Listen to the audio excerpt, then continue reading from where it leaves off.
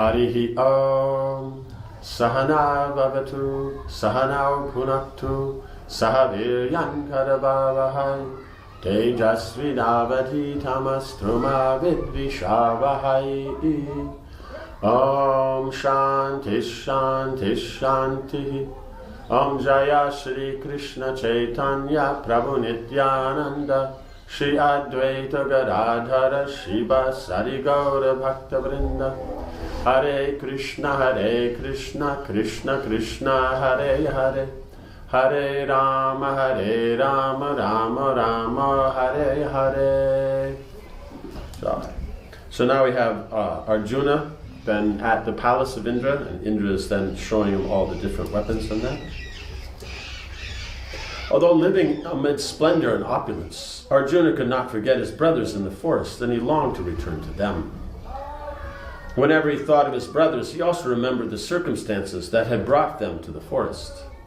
And he remembered Shakuni, Dushasana, Duryodhana, and Karna. Arjuna had no peace. As he was equipped with one powerful weapon after another, he thought only of the inevitable battle that would take place in the future. Right? Because it's inevitable, because if Duryodhana, tried his luck at the gambling match, the first gambling match, and insulted to the best of his ability and all that, but at the same time Dhritarashtra turned it all around and gave everything back and asked them to, forgive and all that, then the Pandavas would have just gone back to the kingdom and would have gone on. But Duryodhana couldn't tolerate that they, in his mind, worked so hard, that they, sat there while Shakuni rolled dice and laughed and insulted. And insulting, it takes so much energy, So he can't tolerate that they had everything and lost it. And so then he has a second gambling match. So is once get it again, he won't give it back. So that's why then Krishna makes the point is that when he comes is that so when the point's being made is we'll go destroy the Kauravas right now when they came and visited them in the forest. And then, after everyone, showed their Kshatriya prowess, and Krishna said no, because Yudhishthira is, going to follow the direction of his authority. But because he's accepted that path, that means there will be war. Because by doing that, then it's going to be up to Duryodhana to make his decision. And he won't give anything back. And Dhritarashtra will go with that. So that means there'll be war. Like that. So his point was, so when he says inevitable, everybody talks about the war. Every rishi, every celestial, every other king, like that, they all talk about it. And Duryodhana is not worried because he figures in 14 years he'll amass, or 13 years, he'll amass such a great alliance that, the Pandavas, what will they have?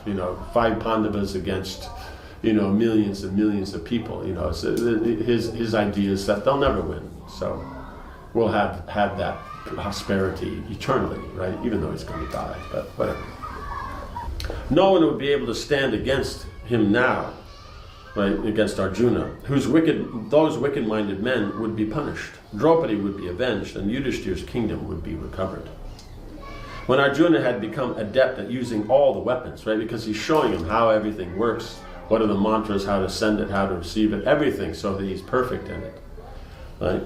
Indra told him, you should go to your friend Chitrasena and learn singing and dancing from him. Right, remember, because he had that friend Chitrasena before. He's also known, I think, Chitraratha and like this. So he has friends. And he said, he's an Apsara, a Gandharva. He said, you should go and learn from him. Like that.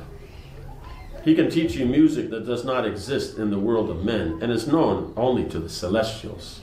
This knowledge will prove useful to you in the future. Right? So Arjuna is like, okay, Indra's saying, so then I'll do it. But otherwise, he wasn't specifically thinking, I'll learn this. Right? Because the Kshatriyas, they know that they can learn a variety of the 64 arts. Some will be very expert. So it's very common that they're expert in music and all these other aspects. So then it's not an uncommon thing that would be here. It's not that, we're Kshatriyas, we don't know music. Arjuna thus learned the Gandharva skills. The Pandava did not know why Indra had requested him to study such subjects, but he was sure the god could see by divine intelligence that such knowledge would surely be helpful in the future. Right? So when he learns the Gandharva skills, that means the singing, musical instruments, and dance. The Gandharva Veda means music, drama, and dance. Drama means the dance and all these things like that. The instruments and dance. Arjuna lived in Amaravati for 5 years, thinking always of his brothers. As the time for him to leave approached, Indra summoned Chitrasena and spoke with him in private. O chief of the Gandharvas, I have seen Arjuna casting glances at Urvasi. Go to her and have her wait upon the Pandava, with all her feminine graces and skills. As you have taught him all the arts of music, so now you should teach him the art of associating with women. Chitrasena said, so be it, and went at once to Urvasi and described Arjuna's many virtues. Right? Because the point is, as an Apsara, she's going to spend time as a society girl with Arjuna, then she should be inspired, otherwise like that, because she sees how great his qualities, because they're in the heavenly planets, so only good qualities are inspiring. So when she hears how he has great good qualities and everything like that, then she'll be, she'll really have a nice attitude, interact nicely and everything like that.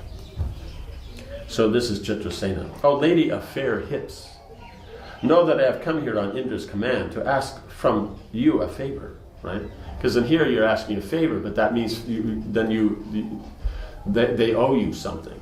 And so then it always has that aspect of that favors. It's not like, oh no, another favor, you have to do something, because it goes both ways. You're not talking about people who always ask favors but never give anything. So here it always goes both ways. So then, you do a favor and then he will give some special consideration. There is now one living in heaven who is renowned among men for his grace, behavior, beauty, vows, and self-control. He is famous for his might and his prowess, and he is respected by the pious. Right? Notice also he said, good qualities, who is this? So it creates this whole interest and all that. And he is respected by the pious. He is also endowed with presence of mind, is a genius. Guys, genius means you can figure in a situation what should be done, the practical points. And possesses great energy. That mighty hero is forgiving and without malice. Right? So then if he's forgiving, then whatever someone does, he can adjust with it. And he doesn't have envy, and he won't, if somebody does something he doesn't like, he's not going to attack back. So these are all, what's mentioned here, qualities that women very much appreciate. They're refined, that means they can interact nicely, they're very personal. He knows all the Vedas with their many branches, is devoted to his elders. So he's respectful, is never boastful, sees even small things as if they were important, and is always the shelter of his dependents. His name is Arjuna, and his father Indra brought him to heaven. O blessed lady, Arjuna seems inclined towards you. Please go to him and allow him to obtain you. Urvasi cheerfully replied, having heard of Arjuna's virtues, how could I fail to be attracted? Indeed, thinking of that hero, I am already stricken by the god of love. O Chitrasena, go now wherever you like, and I shall go to him. Right, so she's saying, you go wherever you like means you don't have to worry about it. I'll take care from here. Otherwise, he may think, okay, I have to take you there, or something like this. Having succeeded in his mission, the Gandharva left. Right, because otherwise you might think, oh, he's immortal, lives in that, why would I be involved with a mortal? But, so now he's happy that Indra wanted this done, this arrangement made, he's made the arrangement. Having succeeded in his mission, the Gandharva left. Urvasi then prepared to meet Arjuna. She bathed and smeared her body with perfumed unguents. Dressing with layers of diaphanous silks, means very thin, you can kind of like see through, like what is that called, sheer, like that. But many, many layers, like that. So then, so it creates a very nice look. And also the silk, when it's that thin, hangs very nicely. The draping is very, very attractive.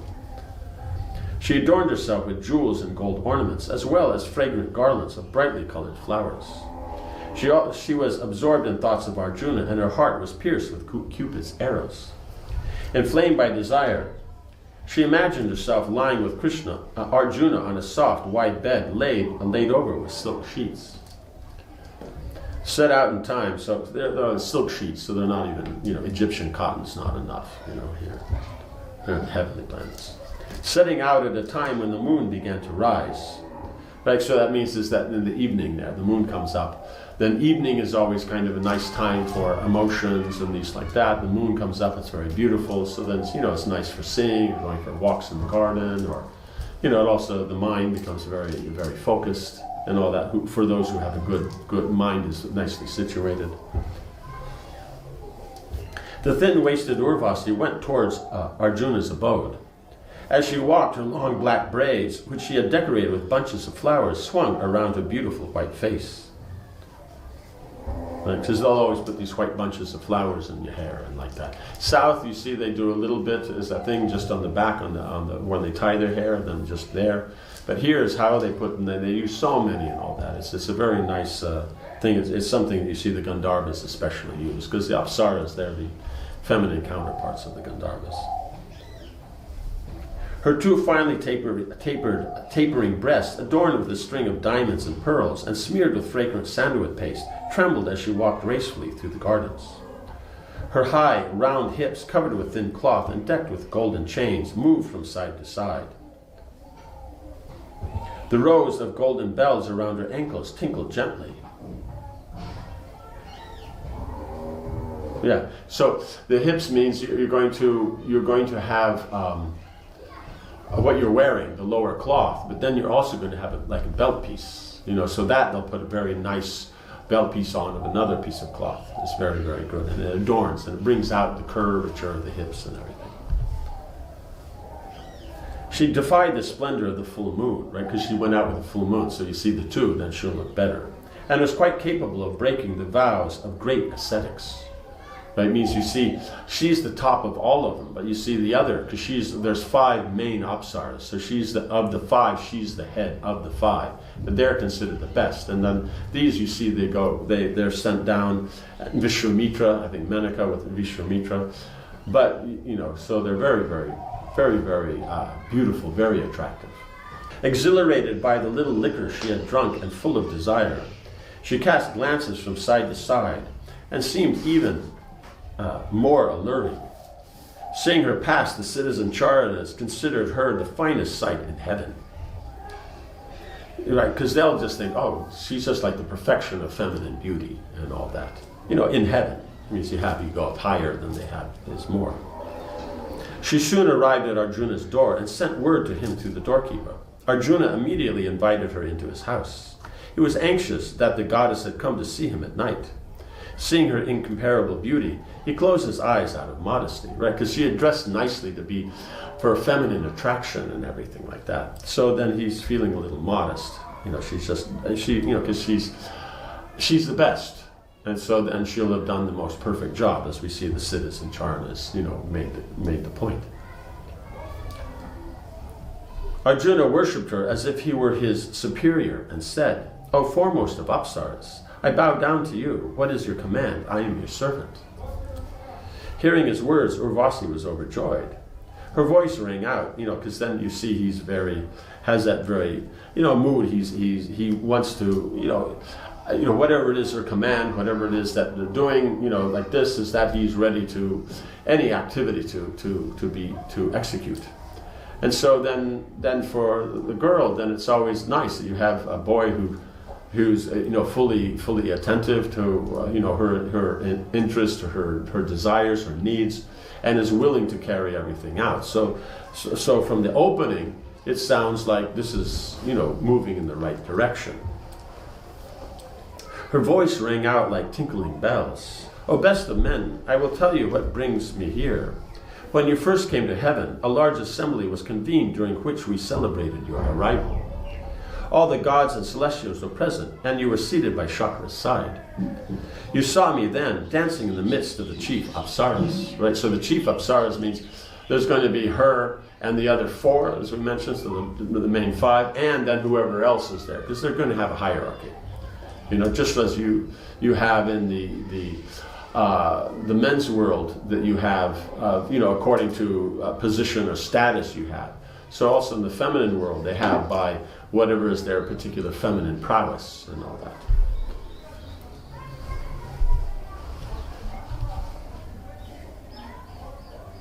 Your gaze rested upon me for some moments, and Indra noticed your attentions. Thus he has sent me here through Chitrasena. I have come to wait upon you, O hero. My heart is stolen by your virtues, and I am under the control of Kamadev. This is my wish. Let me possess you tonight. Right. So it's very clear what's going on. That's the thing you see with the Devatas and that. Everything is so poetic, but everything is so clear. So that's one of some of the qualities of how you say, good writing or kavya, the poetics. Like that, because everything was poetics. It's not that it had to rhyme. That's one aspect of poetics. But it's just each word is well thought out and everything. So fine words, just how it's said. It's so sweetly said. It's so properly said, but it's so clear. There's clarity, and at the same time as depending on the situation, it will have the proper enthusiasm and energy, right? Because it's considerate, it's clear, but it also something's to be done, because situations are to be applied to get an experience. So if you're not willing to apply, you don't get the experience. Or if you don't know, can apply means you don't know the situation or what can be obtained. So when these three are combined appropriately, for the situation, and so then you're going to have, something very, very proper. And so you can see here is that with all good qualities, they're saying these things very nicely and humbly and everything like that, because they only speak with good qualities. But they're very direct, very exact, they know the Shastras and that. So it's a unique element that's there in the Vedic culture that you don't necessarily see these days so much. Arjuna at once covered his ears in shame. O blessed lady, O most charming one, it is not proper for me to hear you speak such words. You are the wife of my superior. As the illustrious Kunti or the beautiful Sachi, Indra's consort, is to me, so too are you. O goddess, do not doubt what I say. O lady of sweet smiles, I did indeed gaze upon you, but not out of desire. There was quite another reason. So Arjuna is pointing out that no, because she is the wife, if we go right back, then Pururavas. She was the wife, and so Pururavas is in their line. So he's, go back, so many generations of kings that she's right there, and the dynasty is coming down from her. So he's seeing her as like the great grandmother, like this, the queen of their line. Just like he sees Yayati and Harishchandra and all these other great personalities, Dilipa, who is there, or Yadu. It means all these great kings that are there, that they're all who, these lines are coming down from. And so he reveres them like that. So seeing her, he's thinking, oh wow, she's, it's so fortunate he gets to see such people like that. Arjuna had heard of Urvasi while at home on the earth. Thousands of years previously, she had become Pururava's wife, who was one of Arjuna's ancestors. It was her son who had been the forefather of Arjuna's dynasty, right? So then their son had been Kuru. So now they're known as the Kurus. Arjuna told Urvasi that he thus felt quite unable to make her his lover. O blessed one, when I gazed at you, I was simply amazed to see the mother of my dynasty. You should not entertain any other feeling for me than that of your son, right? Because that's going to be, whether it's son, grandson, great-grandson, great-great-great-great-grandson, like this, it doesn't matter. The mood is the same, how you deal. Urvasi smiled. O son of Indra, and so she's thinking, okay, she smiled. This is how he's looking at it. We're from the heavenly planets. We have a different view of these things. Because, like you go, like you say 5 years. 5 years of Earth's time, but it's only 5 days in the heavenly planets. One day of theirs is 1 year for us. Because the Uttarayana is the daytime, and the Dakshinayana is the nighttime. When the sun moves to the north, it's their daytime. When it moves to the south, it's their nighttime. And so he spent 5 days there. It's 5 years here for his brothers. Like that. And so, because of these different styles, they have a whole different way that they deal. Okay, so next we'll hear is what Urvasi's instructions are to Arjuna. Om Hare Krishna, Krishna Krishna, Hare Hare, Hare Rama, Rama Rama, Hare Hare. Jai Srila Prabhupada ki